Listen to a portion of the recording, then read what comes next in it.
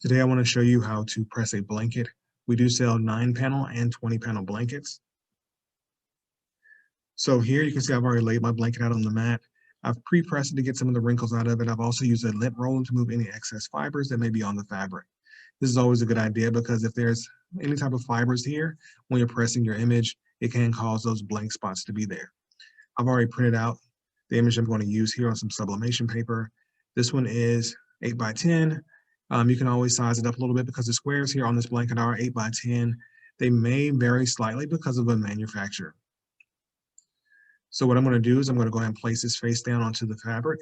You may want to use heat transfer tape to hold it in place. That way you have no sliding. The material underneath will slide some, so you got to make sure that you have this perfectly flat when getting ready to press it. Also, you can see here, I went ahead and placed these down. The top one, you can see there's a little bit of space around the top and the bottom. The bottom one covers the entire image. So what I'm going to do is I'm going to place a piece of parchment paper on top. There's no wax or any type of coating on this paper, and that prevents it from transferring heat directly to my heat press. If you don't use wax paper, you're going to notice that you may see some ghosting left on to your next image because some of the ink transferred to your heat press. I'm pressing at 400 degrees for 45 seconds. What that will do is give it plenty of time and plenty of heat to transfer in. You may notice a little bit of fading on the blanket because of the heat coming from the heat press as well. If you notice that fading, you may want to turn down your temperature slightly because each heat press is slightly different. So I'm going to press this at medium pressure for 45 seconds at 400 degrees. All right, so it's just about done. I'm going to go ahead and remove this from the heat press so you can see what the final image looks like.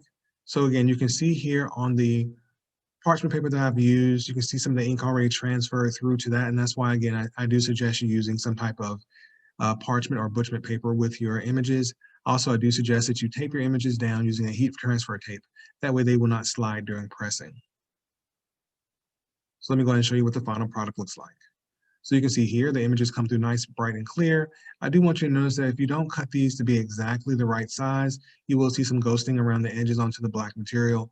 And also, if it gets too hot, you'll also see the black coloration around each photo panel will be slightly off and won't be quite as dark as it was before. Thank you for watching our video.